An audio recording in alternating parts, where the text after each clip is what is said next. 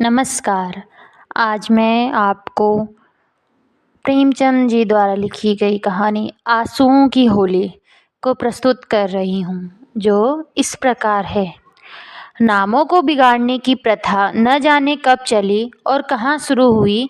कोई इस संसार व्यापी रोग का पता लगाए तो ऐतिहासिक संसार में अवश्य ही अपना नाम छोड़ जाए। पंडित का नाम तो श्रीविलास था, पर मित्र लोग सिलबिल कहा करते थे। नामों का असर चरित्र पर कुछ न कुछ पड़ जाता है। बेचारे सिलबिल सचमुच ही सिलबिल थे। दफ्तर जा रहे हैं, मगर पाजामे का इजार बंद लटक रहा है। सिर पर फेल्ट कैप है, पर लंबी सी चुटिया पीछे झांक रही है। अचकन यों बहुत सुंदर है। न जाने उन्हें त्योहारों से क्या चिढ़ थी। दिवाली गुजर जाती, पर वह भला मानस कौड़ी हाथ में न लेता। और होली का दिन तो उनकी भीषण परीक्षा का दिन था। 3 दिन वह घर के बाहर न निकलते। घर पर भी काले कपड़े पहने बैठे रहते थे। या लोग टोह में रहते थे कि कहीं बच्चा फंस जाए, मगर घर में घुसकर तो फौजदारी नहीं की जाती। एक आध बार फंसे भी, मगर घिघिया पुदिया कर बेदाग निकल गए। लेकिन अब की समस्या बहुत कठिन हो गई थी। शास्त्रों के अनुसार 25 वर्ष तक ब्रह्मचर्य का पालन करने के बाद उन्होंने विवाह किया था। ब्रह्मचर्य के परिपक्व होने में जो थोड़ी बहुत कसर रही, वह 3 वर्ष के गोने की मुद्दत ने पूरी कर दी। यद्यपि स्त्री से उन्हें कोई शंका न थी, तथापि वह औरतों को सिर चढ़ाने के हामी न थे। इस मामले में उन्हें अपना वही पुराना धुराना ढंग पसंद था। बीवी को जब कसकर डांट दिया तो उसकी मजाल है कि रंग हाथ से छुए। विपत्ति यह थी कि ससुराल के लोग भी होली मनाने आने वाले थे। पुरानी मसल है, बहन अंदर तो भाई सिकंदर। इन सिकंदरों को कौन रोक सकता है। स्त्री ने आंखें फाड़कर कहा, अरे भैया, क्या सचमुच रंग न घर लाओगे? यह कैसी होली है बाबा? सिलबिल ने त्योरियां चढ़ाकर कहा, बस मैंने एक बार कह दिया, और बात दोहराना मुझे पसंद नहीं। घर में रंग नहीं आएगा और ना कोई छुएगा। मुझे कपड़ों पर लाल छींटे देखकर मछली आने लगती है। हमारे घर में ऐसी ही होली होती है। स्त्री ने सिर झुकाकर कहा, तो ना लाना रंग संग। मुझे रंग लेकर क्या करना है? जब तुम ही रंग न छुओगे तो मैं कैसे छू सकती हूँ? सिलबिल ने प्रसन्न होकर कहा, निसंदेह यही साध्वी स्त्री का धर्म है। लेकिन भैया तो आने वाले हैं, वह क्यों मानेंगे? उनके लिए भी मैंने एक उपाय सोच लिया है। उसे सफल करना तुम्हारा काम है। मैं बीमार बन जाऊंगा, एक चाद ओढ़कर लेट रहूंगा। तुम कहना इन्हें ज्वर आ गया है, बस चलो छुट्टी हुई। स्त्री ने आंखें नचाकर कहा, ए नोज, कैसी बातें मुंह से निकालते हो? ज्वर जाए मुद्दई के घर, यहाँ आए तो मुंह झुलस दो निगोड़े का। तो फिर दूसरा उपाय ही क्या है? तुम ऊपर वाली छोटी कोठरी में छिप रहना। मैं कह दूंगी उन्होंने जुलाब लिया है, बाहर निकलेंगे तो हवा लग जाएगी। पंडित जी खिल उठे, बस बस यही सबसे अच्छा। होली का दिन है, बाहर हाहाकार मचा हुआ है। पुराने जमाने में अबीर और गुलाल के सिवा और कोई रंग न खेला जाता था। अब नीले, हरे, काले सभी रंगों का मेल हो गया है, और इस संगठन से बचना आदमी के लिए संभव नहीं। हाँ, देवता बचे। सिलबिल के दोनों साले मोहल्ले भर के मर्दों, औरतों, बच्चों और बूढ़ों का निशाना बने हुए थे। बाहर के दीवान खाने के फर्श, दीवारें, यहाँ तक की तस्वीरें भी रंग उठी थी। घर में भी यही हाल था। मोहल्ले की नंदे भला कब मारने लगी थी, पर नाला तक रंगीन हो गया था। बड़े साले ने पूछा, क्यों री चंपा, क्या सचमुच उनकी तबीयत अच्छी नहीं? खाना खाने भी न आए? चंपा ने सिर झुकाकर कहा, हाँ भैया, रात ही से पेट में कुछ दर्द होने लगा। डॉक्टर ने हवा में निकलने को मना कर दिया है। जरा देर बाद छोटे साले ने कहा, क्यों जीजी जी, क्या भाई साहब नीचे नहीं आएंगे? ऐसी भी क्या बीमारी है? कहो तो ऊपर जाकर देखाऊं? चंपा ने उसका हाथ पकड़कर कहा, नहीं नहीं, ऊपर मत जाइयो, वह रंग बंग न खेलेंगे। डॉक्टर ने हवा में निकलने को मना कर दिया है। दोनों भाई हाथ मलकर रह गए। सहसा छोटे भाई को एक बात सूझी, जीजा जी के कपड़ों के साथ क्यों ना होली खेले? वे तो बीमार नहीं हैं। बड़े भाई के मन में भी यह बात बैठ गई। बहन बेचारी अब क्या करती? सिकंदरों ने कुंजियां उनके हाथ से ली और सिलबिल के सारे कपड़े निकाल निकाल कर रंग डाले, रुमाल तक न छोड़ा। जब चंपा ने उन कपड़ों को आंगन में अलगनी पर सूखने को डाल दिया तो ऐसा जान पड़ा मानो किसी रंगरेज ने ब्याह के जोड़े रंगे हो। सिलबिल ऊपर बैठे बैठे यह तमाशा देख रहे थे, पर जबान न खोलते थे। छाती पर सांप सा लौट रहा था। सारे कपड़े खराब हो गए, दफ्तर जाने को भी कुछ न बचा। इन दुष्टों को मेरे कपड़ों से न जाने क्या बैर था। घर में नाना प्रकार के स्वादिष्ट व्यंजन बन रहे थे। मोहल्ले की एक ब्राह्मणी के साथ चंपा जुटी हुई थी। दोनों भाई और कई अन्य सज्जन आंगन में भोजन करने बैठे थे, तो बड़े साले ने चंपा से पूछा, कुछ उनके लिए भी खिचड़ी विचड़ी बनाई है? पूरियां तो बेचारे आज खा ना सकेंगे। चंपा ने कहा, अभी तो नहीं बनाई, अब बना लूंगी।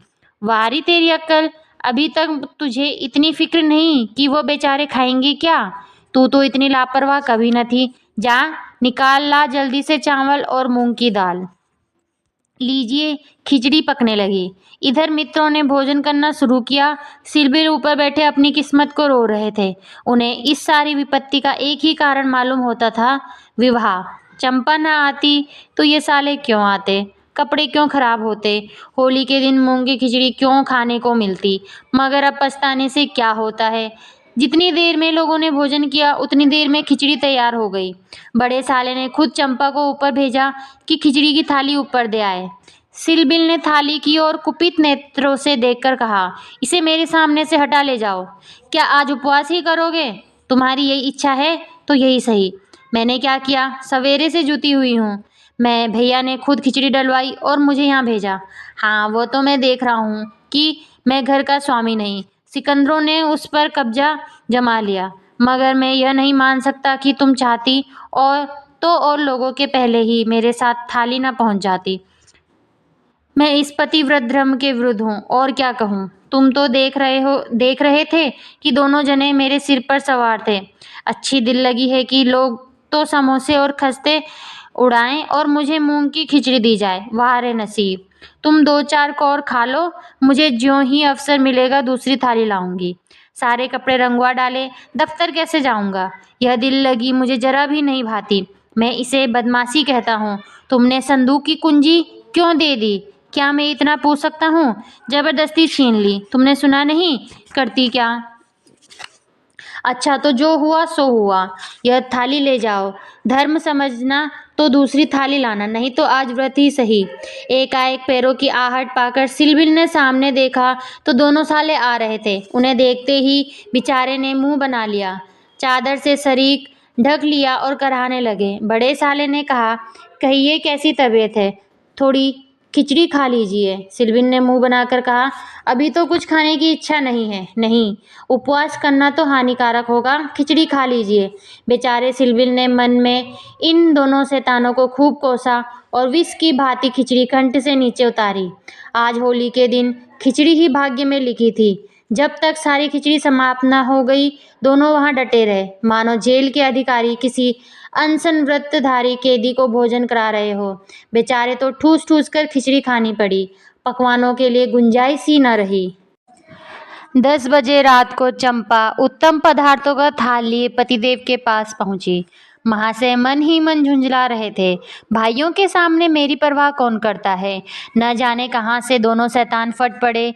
दिन भर उपवास कराया और अभी तक भोजन का कहीं पता नहीं। बारे चंपा को थाल लाते देखकर कुछ अग्नि शांत हुई। बोले, अब तो बहुत सवेरा है, 1-2 घंटे बाद क्यों ना आई। चंपा के सामने थाली रखकर कहा, तुम तो ना हारी ही मानते हो न जीती। अब आखिरकार ये 2 मेहमान आए हुए हैं, इनका सेवा सत्कार ना करूं तो भी तो काम नहीं चलता। तुम्ही को बुरा लगेगा। कौन रोज आएंगे? ईश्वर न करे कि रोज आए। यहाँ तो एक ही दिन में बधिया बैठ गई। थाल की सुगंधमय तरबतर चीजें देखकर सहसा पंडित जी के मुखार बिंद पर मुस्कान की लाली दौड़ गई। एक से एक चीज खाते थे और चंपा को सराहते थे। सच कहता हूँ चंपा, मैंने चीजें कभी नहीं खाई थी। हलवाई साला क्या बनाएगा, जी चाहता है कुछ इनाम दूं। तुम मुझे बना रहे हो, क्या करूं? जैसा बनाना आता है बना लाई। नहीं जी, सच कह रहा हूँ, मेरी तो आत्मा तक तृप्त हो गई। आज मुझे ज्ञात हुआ कि भोजन का संबंध उधर उधर से उतना नहीं जितना आत्मा से है। बतलाओ क्या इनाम दूं? जो मांगू वो दोगे? दूंगा, जनेऊ की कसम खाकर कहता हूँ। न दो तो मेरी बात जाए। कहता हूँ भाई, अब कैसे कहूँ? क्या लिखा पढ़ी कर दूं? अच्छा तो मांगती हूँ, मुझे अपने साथ होली खेलने दो।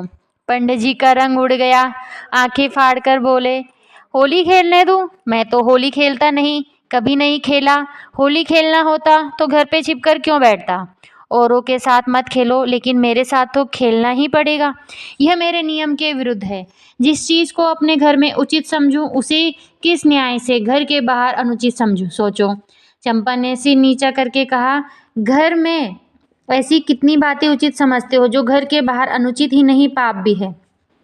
पंडित जी झेपते हुए बोले, अच्छा भाई, तुम जीती मैं हारा, अब मैं तुमसे यही दान मांगता हूँ, पहले मेरा पुरस्कार दे दो, पीछे तुम मुझसे दान मांगना। यह कहते हुए चंपा ने लोटे का रंग उठा लिया और पंडित जी को सिर से पांव तक नहला दिया। जब तक वो उठकर भागे, उसने मुट्ठी भर गुलाल लेकर सारे मुंह में पोत दिया। पंडित जी रोनी सूरत बनाकर बोले, अभी और कसर बाकी हो तो वो भी पूरी कर लो। मैं ना जानता था कि तुम मेरी आस्तीन का सांप बनोगी। अब और कुछ बाकी नहीं रहा। चंपा ने पति के मुख की ओर देखा तो उस पर मनोवेदना का गहरा रंग झलक रहा था। पछताकर बोली, क्या तुम सचमुच बुरा मान गए हो? मैं तो समझती थी कि तुम केवल मुझे चिढ़ा रहे हो। श्रीविलास ने कांपते हुए स्वर में कहा, नहीं चंपा, मुझे बुरा नहीं लगा। हाँ, तुमने मुझे उस कर्तव्य की याद दिला दी जो मैं अपनी कायरता के कारण भुला बैठा था।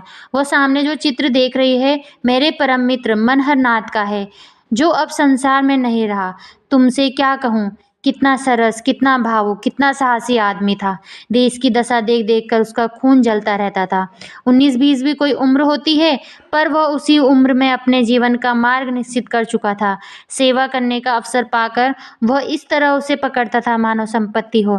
जन्म का विरागी था, वासना तो उसे छू ही न गई थी। हमारे और साथी सैर सपाटे करते थे, पर उसका मार्ग सबसे अलग था। सत्य के लिए प्राण देने को तैयार, कहीं अन्याय देखा और भवे तन गई, कहीं पत्रों में अत्याचार की खबर देखी और चेहरा तमतमा उठा। ऐसा तो मैंने आदमी ही नहीं देखा। ईश्वर ने अकाल ही बुला लिया, नहीं तो वो मनुष्यों में रत्न होता। किसी मुसीबत के मारे का उद्धार करने को अपने प्राण हथेली पर लिए के फिरता था। स्त्री जाति का इतना आदर और सम्मान कोई क्या करेगा? स्त्री उसके लिए पूजा और भक्ति की वस्तु थी। 5 वर्ष हुए, यही होली का दिन था। मैंने भंग के नशे में चूर, रंग में सिर से पांव तक नहाया हुआ उसे गाना सुनने के लिए बुलाने लग गया तो देखा कि वो कपड़े पहने कहीं जाने को तैयार था। पूछा, कहाँ जा रहे हो? उसने मेरा हाथ पकड़ के कहा, तुम अच्छे वक्त पर आ गए, नहीं तो मुझे जाना पड़ता। एक अनाथ बुढ़िया मर गई है, कोई उसे कंधा देने वाला नहीं मिलता। कोई किसी मित्र से मिलने गया हुआ है, कोई नशे में चूर पड़ा है, कोई मित्रों की दावत कर रहा है, कोई महफिल सजाए बैठा हुआ है, कोई लाश को उठाने वाला नहीं है। ब्राह्मण क्षत्रिय उस चमारिन की लाश कैसे छुएंगे? उनका तो धर्म भ्रष्ट हो जाएगा। कोई तैयार नहीं होता। बड़ी मुश्किल से 2 कहार मिले हैं, एक मैं हूँ, चौथे आदमी की कमी थी, सो ईश्वर ने तुम्हें भेज दिया, चलो चले। हाय, अगर मैं जानता कि यह प्यारे मनहर का आदेश है तो आज मेरी आत्मा को इतनी ग्लानि न होती। मेरे घर कई मित्र आए हुए थे, गाना हो रहा था। उस वक्त लाश उठाकर नदी जाना मुझे अप्रिय लगा। बोला, इस वक्त तो भाई मैं नहीं जा सकूंगा, घर पर मेहमान बैठे हुए हैं, मैं तुम्हें बुलाने आया था। मनहर ने मेरी ओर तिरस्कार के नेत्रों से देखकर कहा, अच्छी बात है, तुम जाओ, मैं और कोई साथी खोज लूंगा। मगर तुमसे मुझे ऐसी आशा नहीं थी। तुमने भी वही कहा जो तुमसे पहले औरों ने कहा था, कोई नई बात नहीं थी। अगर हम लोग अपने कर्तव्य को भूल न गए हो तो आज यह दशा ही क्यों होती? ऐसी होली को धिक्कार है। त्योहार तमाशा देखने, अच्छी अच्छी चीजें खाने और अच्छे अच्छे कपड़े पहनने का नाम नहीं है। यह व्रत है, तप है। अपने भाइयों से प्रेम और सहानुभूति करना ही त्योहार का खास मतलब है। और कपड़े लाल करने के पहले खून को लाल कर लो। सफेद खून पर यह लाली शोभा नहीं देती। यह कहकर वो चला गया। मुझे उस वक्त यह फटकारें बहुत बुरी मालूम हुई। अगर मुझ में वह सेवा भाव न था तो उसे मुझे यूं धिक्कारने का कोई अधिकार न था। घर चला आया, पर वे बातें बराबर मेरे कानों में गूंजती रही। होली का सारा मज़ा बिगड़ गया। 1 महीने तक हम दोनों की मुलाकात न हुई। कॉलेज इम्तिहान की तैयारी के लिए बंद हो गया था, इसलिए कॉलेज में भेंट न होती थी। मुझे कुछ खबर नहीं, वो कब और कैसे बीमार पड़ा, कब अपने घर गया। सहसा एक दिन मुझे उसका एक पत्र मिला। हाय! उस पत्र को पढ़कर आज भी छाती फटने लगती है। श्रीविलास एक क्षण तक गला रुक जाने के कारण बोल न सके। फिर बोले, किसी दिन तुम्हें फिर दिखाऊंगा। लिखा था, मुझसे आखिरी बार मिल जा, अब शायद इस जीवन में भेंट ना हो। खत मेरे हाथ से छूटकर गिर पड़ा। उसका घर मेरठ जिले में था। दूसरी गाड़ी जाने में आधे घंटे की कसर थी। तुरंत चल पड़ा। चंपा। उसके बाद मैंने होली नहीं खेली। होली ही नहीं, और सभी त्योहार छोड़ दिए। ईश्वर ने शायद मुझे क्रिया की शक्ति नहीं दी। अब बहुत चाहता हूँ कि कोई मुझसे सेवा का काम ले। खुद आगे नहीं बढ़ सकता, लेकिन आज वो रंग डालकर तुमने मुझे उस धिक्कार की याद दिला दी। ईश्वर मुझे ऐसी शक्ति दे कि मैं मन में ही नहीं, कर्म में भी मनहरनाथ बनूं। यह कहते हुए श्रीनिवास ने तस्तरी से गुलाल निकला और उसे चित्र पर छिड़क कर प्रणाम किया। धन्यवाद।